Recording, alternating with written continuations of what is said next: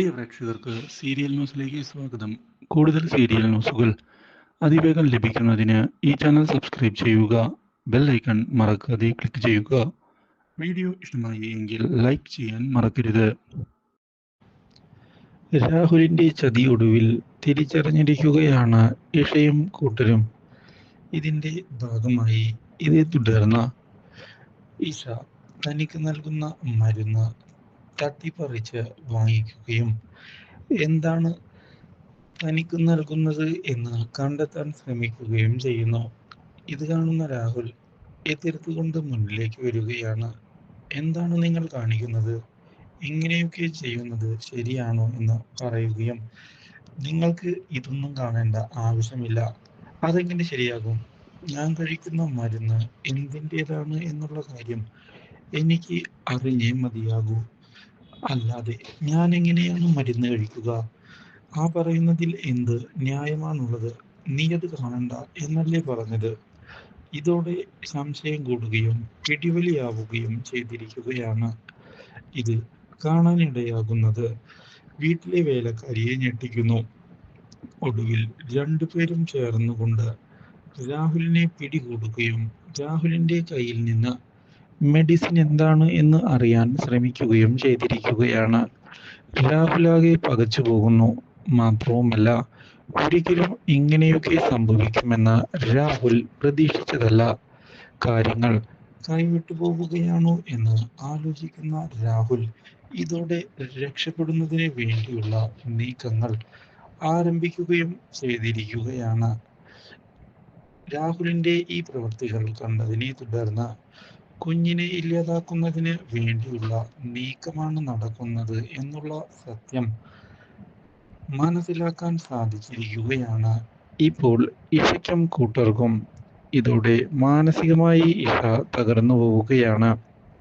ഒരിക്കലും ആ ചതിയനെ ഇനി വിശ്വസിക്കരുത്. അവൻ കുഞ്ഞിനെ കൊല്ലാനാണ് നോക്കുന്നത് എന്നുള്ള കാര്യം വീട്ടിലെ വേലക്കാരി പറയുകയും ചെയ്തതിനെ തുടർന്ന് ശരിയാണ്, എനിക്കും അത് മനസ്സിലാകുന്നുണ്ട്. പക്ഷേ ഇപ്പോൾ പപ്പയുടെ സഹായമില്ലാതെ കാര്യങ്ങൾ മുന്നിലേക്ക് കൊണ്ടുപോകാൻ സാധിക്കുകയില്ല. അതുകൊണ്ടാണ് ഞാൻ ഇനി അങ്ങനെ കാര്യങ്ങൾ ചെയ്യാൻ തീരുമാനിച്ചിരിക്കുന്നത് എന്ന് പറഞ്ഞുകൊണ്ട് മുന്നിലേക്ക് പോവുകയാണ് ഇഷ. ഉടൻ തന്നെ റാംമോഹനെ ചെന്ന് കാണുകയും ചെയ്യുന്നു ഇഷ. എന്താ മോളെ, എന്തു പറ്റി? എന്താണ് നിനക്ക് എന്നോട് പറയാനുള്ളത്? പപ്പ, ഞാൻ കുറച്ച് കാര്യങ്ങൾ അറിഞ്ഞു. അത് പപ്പയെ അറിയിക്കാനാണ് ഞാൻ വന്നിരിക്കുന്നത്. എന്താ മോളെ? ഒരിക്കലും രാഹുലിനെ വിശ്വസിക്കരുത്. രാഹുൽ എന്റെയും കുഞ്ഞിന്റെയും ആരോഗ്യത്തിന് വേണ്ടിയാണ് ഗുളിക നൽകുന്നത് എന്നുള്ള കാര്യം പറയുന്നുവെങ്കിലും അത് അങ്ങനെ അല്ല എന്നാണ് എനിക്ക് മനസ്സിലാക്കാൻ സാധിച്ചത്. എനിക്ക് വേണ്ടിയല്ല പാപ്പ, എൻ്റെ വയറ്റിൽ വളരുന്ന കുഞ്ഞിന് വേണ്ടിയാണ് ഞാൻ ഈ കാര്യം പറയുന്നത്. പപ്പയ്ക്ക് ഇതിൽ കൂടുതൽ എങ്ങനെയാണ് പറഞ്ഞ് മനസ്സിലാക്കി തരേണ്ടത് എന്നുള്ള കാര്യം എനിക്ക് അറിയില്ല. ഞാൻ നിസ്സഹായനാണ് പപ്പ. ഇതോടെ റാംമോഹൻ ഒന്ന് ഞെട്ടിപ്പോകുന്നു. കുഞ്ഞിനെ ഇല്ലാതാക്കാൻ അവൻ എന്തിനാണ് ശ്രമിക്കുന്നത്? അതെന്താ ഇഷ അങ്ങനെ? അവന്റെ കുഞ്ഞല്ലേ? അപ്പോൾ അവൻ ഒരിക്കലും ആ കുഞ്ഞിനെ കൊല്ലുന്നതിനായി തയ്യാറാവുകയില്ല. അത് എനിക്ക് ഉറപ്പാണ്. പപ്പ, പപ്പയ്ക്ക് കാര്യങ്ങൾ അറിയാത്തത് കൊണ്ടാണ്.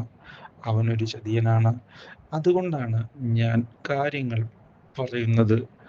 പ്ലീസ് പപ്പ, എന്നെ മനസ്സിലാക്കണം.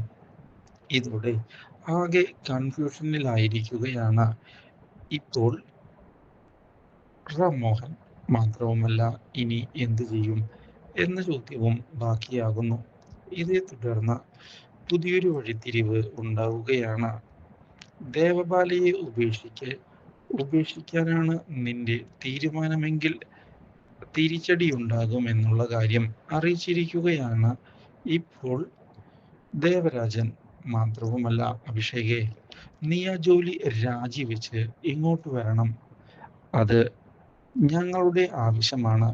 ഞങ്ങളുടെ ആവശ്യം അംഗീകരിക്കാൻ തയ്യാറാകാതെ മുന്നിലേക്ക് പോകാനാണ് നിന്റെ തീരുമാനം എങ്കിൽ നിനക്ക് അതിന് തക്കതായ തിരിച്ചടി ലഭിക്കും. ഇത് കേട്ടതിനെ തുടർന്ന് എന്താണ് പറയേണ്ടത് എന്നറിയാത്ത അവസ്ഥയിലായിരിക്കുകയാണ് ഇപ്പോൾ അഭിഷേക്. മാത്രവുമല്ല, ജോലി രാജിവെക്കൽ നടക്കുകയില്ല. അത് നിങ്ങൾ എന്തൊക്കെ പറഞ്ഞാലും എനിക്ക് ആ ജോലി അത്രമേൽ ഇമ്പോർട്ടൻ്റ് ആണ്. ഇത് കേട്ടതിനെ തുടർന്ന് നീ എന്തുകൊണ്ടാണ് അവിടെ ജോലിക്ക് പോകുന്നത് എന്നുള്ള കാര്യം ഞങ്ങൾക്ക് എല്ലാവർക്കും അറിയാം. അതുകൊണ്ട് തന്നെ നീ കൂടുതൽ ഡ്രാമയൊന്നും കളിക്കണ്ട. ഞാൻ കളിക്കും. ഇതെന്റെ ജീവിതമാണ്. ഞാൻ അതാർക്ക് വേണ്ടിയും വിട്ടുകളയാൻ തയ്യാറല്ല. നിങ്ങളുടെ മകളെ എൻ്റെ കഴുത്തിൽ കെട്ടിവെച്ചതാണ്. അല്ലാതെ ഞാൻ എൻ്റെ സമ്മതത്തോടെ ചെയ്ത വിവാഹമൊന്നുമല്ലല്ലോ. അതുകൊണ്ട് നിങ്ങൾ എന്നെ ഭരിക്കാനൊന്നും വരണ്ട കേട്ടോ എന്ന് പറഞ്ഞ് അഭിഷേക് പോകുന്നു. ഇത് തിരിച്ചടിയായതിനെ തുടർന്ന് ദേവപാലയും ദേവരാജനും ചേർന്ന അഭിഷേകിനെതിരെ പുതിയ കുതന്ത്രവുമായി മുന്നിലേക്ക് കടന്ന് വരികയാണ്. Do like, share and subscribe.